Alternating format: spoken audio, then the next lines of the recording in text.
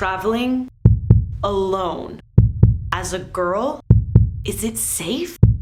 This is definitely the question that I get asked the most. Well, I sat down and had a raw and honest conversation with 3 incredibly badass solo female travelers to help me break down this whole topic of women's safety when traveling. So whether you're a girl who is hesitant to take that first leap into solo travel, or you're a guy who just wants to better understand what it is we go through, or maybe you're just a traveler who loves good conversation, this video is going to open your eyes to the best of solo female travel, the worst, and as we do best here on the Budgeteers, the reality. The thing that we're worried about with safety is our body. Suddenly this guy is standing at the end of my bed, just staring at me. If a guy gets his wallet nicked because he'd had a few pints, you're not going to turn around and go, well, he shouldn't have had a few beers then. He was asking for it. It really takes away your freedom. There's always going to be an element of danger there that is more so for women than it is for male counterparts. Just carrying that around in and of itself, even if nothing happens to you, is its own burden.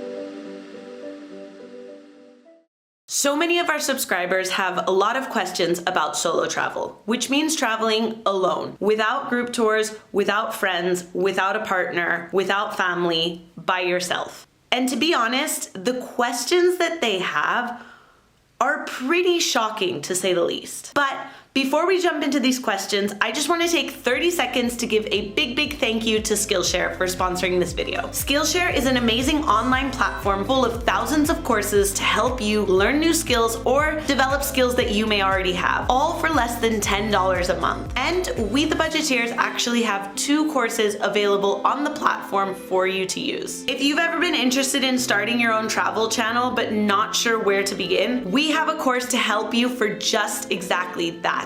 Learn all about branding, how to create consistent and engaging content, as well as our best tips to make your travel channel succeed. And the best news is, Skillshare is going to help you out today, because the first 1,000 people to click the link below get access to a free trial of Skillshare Premium.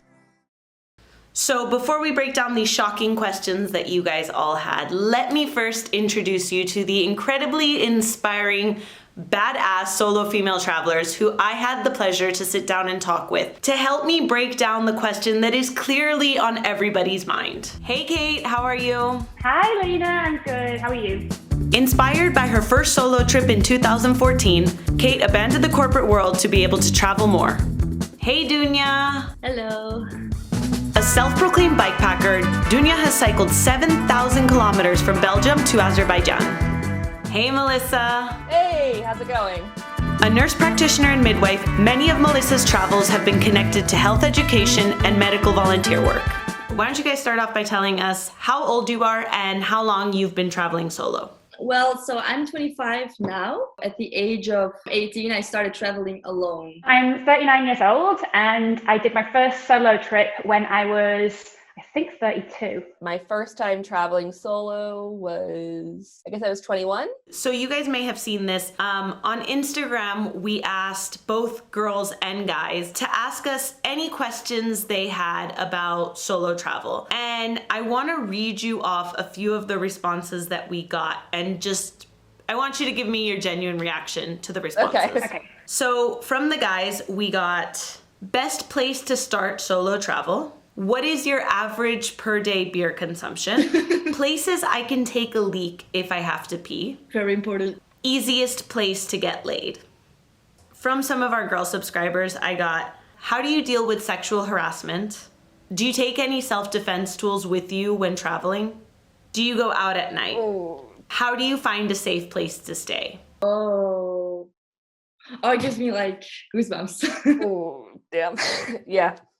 So I just want to be really clear that I'm not trying to shame anyone. All of the questions that we got, including the 8 that I just read, are completely valid questions. I also want everyone to know that I didn't pick and choose the responses that I read to skew perception or skew reactions. I would say we got about 50 responses from guys and about 50 responses from girls. Of all of the guys' questions, I don't think there was a single question about safety. There may have been one. From the girls, all but 2 questions were about safety. Oh, that's horrible. It's like a gut punch, but it's also not like, oh, you're like, yeah, we knew this. Like, it sucks to hear it, but we knew this. It's also like, I saw on Instagram a while ago, there was a question like from someone, what would you do if there were no men on this planet? And then all the girls were like, take a walk at night. Something super easy and simple, but it tells you a lot about our concern. It would never cross a guy's mind that he couldn't go out at night. I think with guys, if they're thinking about safety, it's very much location dependent. But with women, it's all the time, and especially when it's a sexual harassment thing. It still never completely leaves your mind. Anything that guys are worried about with safety, they think, oh, I can leave that somewhere. But like the thing that we're worried about with safety is our bodies. Like, we carry our bodies with us, and we're not worried about our wallet or our passport. We are, but like the thing that comes to mind when we talk about solo travel is like, how do we protect like our bodies? I'm really happy that you're wanting to have this conversation, because I know a lot of girls who want to travel and they actually are really strong girls, and they're too scared because of exactly that. And I think it's such a shame that they just have to worry about this stuff all the time. Yeah, absolutely. So I'm curious to know, can you guys relate to the questions asked by our female subscribers? Yeah, I mean, maybe not like those specific questions, but the sentiment behind it, absolutely. My first thing is, how can I feel safe? And then what can I do to have fun? How much does beer cost there? But the first thing is like, will I feel safe?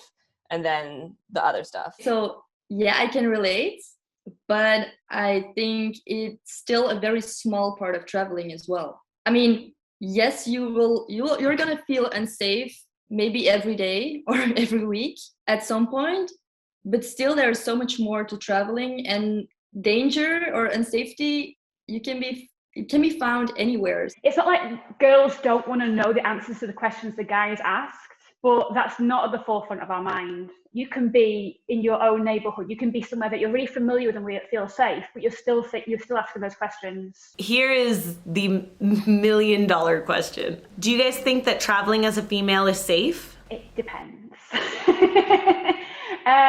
No. So I think no, and you should do it anyway. It's also not safe to stay home. Like, I walk here down the street and someone might follow me or whatever. It can happen anywhere. There's always going to be an element of danger there that is more so for women than it is for their male counterparts. But we're always going to be an easier target. And then obviously there's the bigger issue of, you know, the attitude towards sexual assaults and rapes and whose fault it is. Women are always going to be more at risk of that sort of thing, and there's no denying that, unfortunately. Driving a car isn't safe, technically. Like, you do risk a car accident or injury, right? But like, that doesn't stop everyone from driving cars. Like, we know that there's more of a risk driving a car than staying home, but like, it's worth driving a car. And I think it's the same thing with solo female travel. Yeah, I think we can all agree that solo female travel is definitely a risk worth taking. So I'm curious to know if you guys have any personal limitations as solo female travelers, in the sense that, is there anything that you wouldn't do traveling alone that maybe you would do with someone else, or maybe you just wouldn't do it at all? No, I really want to do everything. So I always actually try to do exactly that, what scares me. I mean, obviously, cycling alone, for example, is not something that feels very comfortable. But that just because of that, I do it to kind of prove to myself and to other people, like, you know, you can do it as a woman. Always when I try these things, these dangerous things, these are always the best experiences I've ever had. Like half the things I've seen you do. I personally I personally wouldn't feel comfortable doing, but I think it's important to say like that's kind of part of this. That's part of like the point. Like it's not that I'm right and you're wrong, or that you're right and I'm wrong. Like this is all about your own personal comfort, and traveling is supposed to make you feel like, you know, in your element, whatever feels best for you. So I can't say never though, because like I say I wouldn't go hitchhiking, but, and I hope no one in my family sees this, but I have absolutely taken rides from strangers. Sorry, mom and dad. But I always say like I have my, not rules, guidelines, and then I use my intuition, like my gut, to decide when to follow and when not to. Yeah, I think hitchhiking is something. Couch surfing again as well. Anybody could put up that advert, and you could turn up and you're in somebody's house. Those are definitely two things.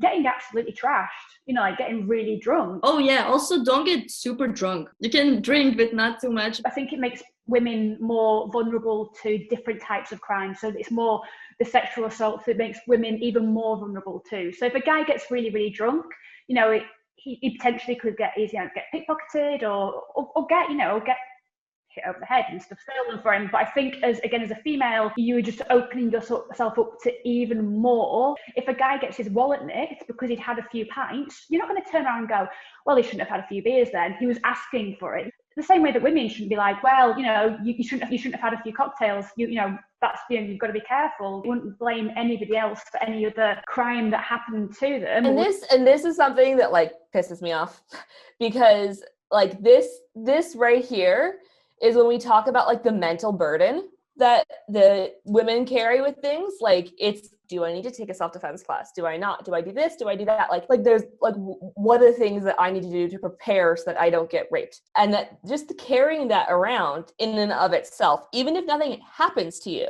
is its own burden, is its own problem, right? And it's like all those conversations about like talking to women about how not to get raped, and yet we don't seem to be having a conversation, at least not very loudly, about teaching men not to rape. Absolutely. It's still on us to be thinking about all these things. And even if we think about all these things, if something still happens, we've been trained to think, what could I have done differently? And then it's reinforced by like everyone around you. Have you guys ever had any uncomfortable or negative experiences while traveling? I'm sure some of you might have more than one, if there's just maybe one that you would feel comfortable talking about on camera. In China, I was couch surfing, and this guy, he was American, but last minute he said he was in the United States and someone else would be my host. I was like, okay, fine, because he had like amazing reviews and everything. So I was like, this will be fine.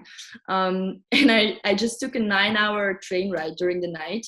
I arrived in the morning and I was so tired. So I told this guy, I'm just gonna take a nap because I'm really tired and we can hang out later. So I was sleeping and I woke up and suddenly this guy is standing at the end of my bed, just staring at me. Wow. And I woke up and I was like, what are you doing? And he's like, yeah, I'm just gonna take my pillow and I'm just gonna lie next to you. Wow. And I'm like half asleep, like, no, I'm just sleeping. You don't have to lay here and just let me sleep. I'm really tired. And then he came next to me and he started like touching me everywhere and dry humping me, kissing me everywhere. So try to be calm. And I say like, no, I'm not interested. I just want to sleep. Please go back to the living room. Please leave me alone. Like I was saying no so many times. And then at some point I said, I'm a lesbian. And he was like, oh. And then he went to the living room. The only reason why he didn't continue to trying to have sex with me was just because I was a lesbian. And I was looking for a plan to escape. I took all my most valuable stuff. I took the metro to the city center just to kind of try to come with a plan. And suddenly on the metro, there's this cute Chinese guy. He's like 18, 19 years old. He started talking to me and he wanted to practice his English. And so the whole day we spent together. And then at the end, in the evening actually, I said, oh yeah, I have to go back to my couch surfing place. But there's one problem. And I told him what happened. And he's like, no, you cannot go back. And so we took an Uber to that place. Luckily, when I arrived in the room, he was in the bathroom. So on my socks, I was like taking all my stuff, put the key on the table and left. And then later he sent me a message on Couchsurfing like, hey, where are you? I didn't want to hurt you. I'm lucky enough that I've never been in any serious situations where I feel that actually I really felt threatened and was genuinely worried for my safety in that respect. But there have been a lot of uncomfortable situations where I've just had to go like, back off, like I'm not comfortable with that. But then there's also been situations where when I was in Sihanoukville in Cambodia and I had my bag cut off me, so the guy that was with at the time, an Australian guy, he'd come to meet me. I had like some sort of fever and I was really ill and I'd had some medication for it and it was nothing serious, but I was much better. And we'd been at a bar, had some food, and I was like, I'm just going to get back home now. I'm feeling a bit tired now. And he's like, oh, I'll come back with you. Just hold up for a sec. I'll finish this. I said, no, like you stay. It's fine. I've been in Sihanoukville. It's like the third time. I've been there the year before. Really comfortable with the area. You like the back of my hand. Felt safe there. Fine. And I was walking to my hotel. My hotel's just in front of me. And I had like a little, a little purse, like a drawer, like a bag, but it was looped around my body, across my body. And I was carrying water in one arm and my hotel is literally just there, maybe like 200 meters in front of me. But like, I was just kind of like head was down and I wasn't focusing and I didn't have my bag tucked under my arm. It was just hanging down by my side. And this moto flies past and they must have had a knife and just because they just cut the bag and it was just before I dropped the water, like I didn't know what, you kind of don't know what's going on. But I was angry, I was furious. Maybe I was angry at myself, which again, victim blaming, but I was just furious at the situation. That was something that I knew. Normally you keep your bag under your arm, it's just what you do. But because I was tired and because I was a bit run down from being ill, just my guard had dropped. I was in Italy and I was visiting a friend, but I was traveling on my own for a few days to get there.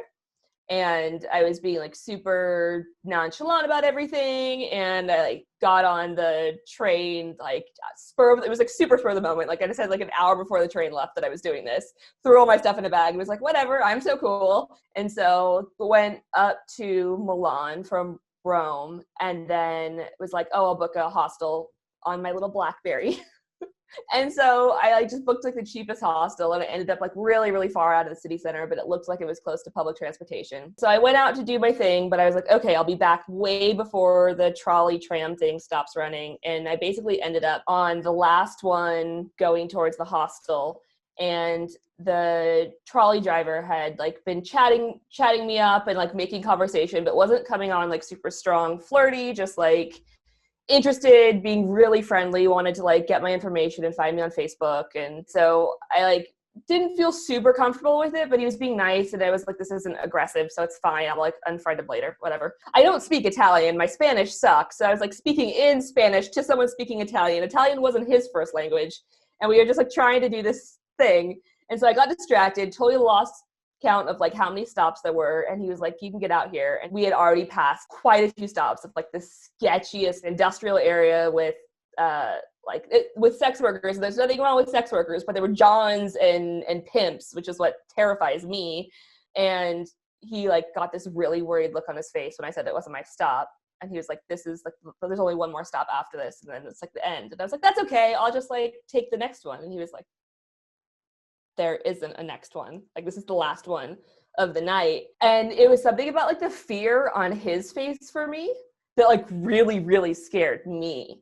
What do I do? At this point, my heart's like beating out of my chest. And he's like, okay, here's what you're going to do. Get out here, walk down the alley, and then wait on the corner. I'm going to sign out. I carpool with my friend and we're going to like check out and then we'll pick you up. And this is the other thing. No one had any idea I was in Milan because I was like, la, la, la, la.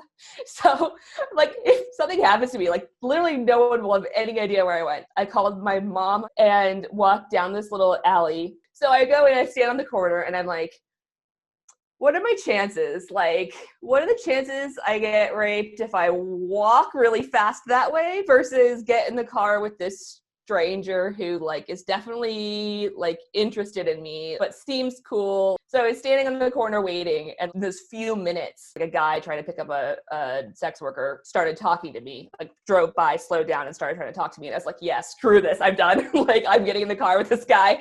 I like nothing could be worse than this. They came by, they picked me up, I got in the car, and And they took me directly to the hostel and said, have a good night. And that was it. Do you feel that you learned anything from this experience or from any of the negative experiences that you've had while on the road? That it doesn't really matter where you are. Anything can happen anytime. And you also learn how to use your intuition. And this is still like my number one guide anywhere I go. You just feel in that moment what might be the best way to deal with the situation. I'm 100% sure that if I started kicking and screaming and started being hysterical, it would actually end very bad. I've been following people, like I walked into strangers' cars, I slept in a truck once, I followed people in squats, like sketchy situations, but deep down I knew like these people don't want to do me any harm.